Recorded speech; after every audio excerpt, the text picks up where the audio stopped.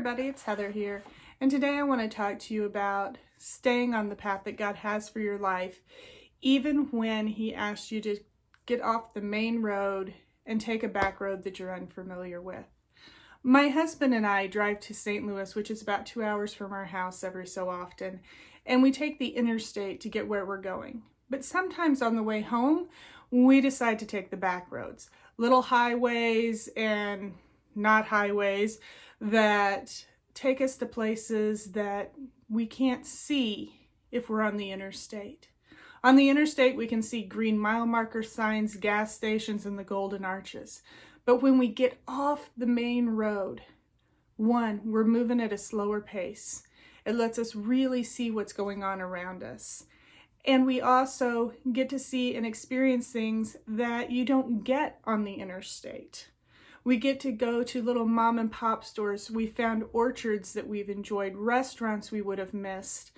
We even get to sometimes, depending on the weather and the season, see quaint little towns with all the shop windows decorated for Christmas that would rival anything in a Hallmark movie. So there are a lot of benefits to getting off the main road. But sometimes in our spiritual lives, getting off that main path when God tells us to can be a little daunting because it's unsure and it's not what we expected. But we aren't the first people that God's ever asked to move off the main road. If we look in Matthew 4:20, Jesus called out to them, "Come follow me and I will show you how to fish for people." And they left their nets at once and followed him. God's been calling people off the main road in their lives for as long as he's been speaking to people. And so we can trust him when he asks us to get off the main road. The disciples did, and they saw amazing things that they wouldn't have seen otherwise. And when God asks us to get off the main road, we can trust, even though we may not know the exact way, even though we may not know exactly what he's doing, he does. And he's going to perform things, and he's going to amaze us, and he's going to do it all for his glory. If we look at Zechariah 4:6, then he said to me, "This is the word of the Lord to Zerubbabel, saying, not by might, nor by power, but by my spirit, says the Lord of the armies." And 1 Corinthians 3:7 says, "So neither the one who plants nor the one who waters is anything, but God who causes the growth." When we step out into the unknown and follow God, he's going to work, and it's going to be for his glory. And there's going to be no doubt to those watching that it is God doing the work. But there are things to remember as we head out into that unknown. There are things that we need to remember about those back roads. My mom and I took a trip, and we ended up on back roads in a different state we knew nothing about. It was dark, and we had no idea where we were going, except for we had our directions with us in Siri. So we had our GPS with us telling us, turn left, turn right, keep going.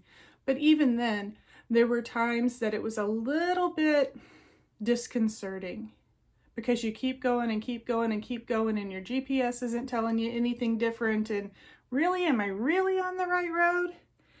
And there's more hidden dangers on the back roads. The signs, like I said, there aren't as many of them to tell you you're still on the right road. There are less opportunities to fill up your gas tank, so you have to be proactive about it. And sometimes you even feel a little more alone when you're on those back roads because it's a less populated area. But one of the things I've learned on those back roads is you need to stay alert to your surroundings to avoid accidents. And in our spiritual lives, that means we need to stay alert so we can avoid sin. And one verse, and I don't have the reference for it, I'll put it in the comments section of this video so that you can have it. "Be of sober spirit, be on alert. Your adversary, the devil, prowls around like a roaring lion seeking someone to devour." When you're on that back road in life, you've got to stay alert to your surroundings so you know when you're about to fall into sin and you can avoid it. We also need time. We need to be proactive about taking time to fill up our spiritual tanks. We can only go so far on what we already have. We have to keep recharging with God. And we also need to trust our GPS. We need to trust God's directions to us, just like I trusted my Siri to tell me if I needed to take a different turn. Because with the less signs on the road, with less familiarity, there's more ability to get lost. And in Isaiah 58:11, we have a promise from God that when we're doing what God asks us to, He's going to guide us and He's going to provide for us. He's going to keep us filled up. Isaiah 58:11 says, "And the Lord will continually guide you and satisfy your desire in scorched places, and give strength to your bones. And you will be like a watered garden and like a spring of water whose waters do not fail." And Matthew 6:33 tells us, "Seek first His kingdom and His righteousness, and all these things will be added unto you."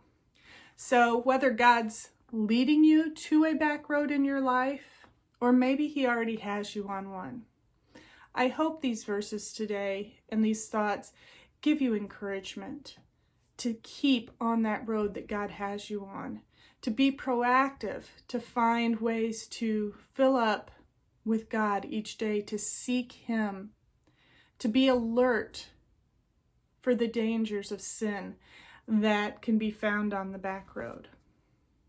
Stay on that path and let God complete the work that He wants to complete through you. And one final reminder and encouragement from Galatians 5:25. Since we are living by the Spirit, let us follow the Spirit's leading in every part of our lives. And that includes the back roads. Hope to see you next week. Bye.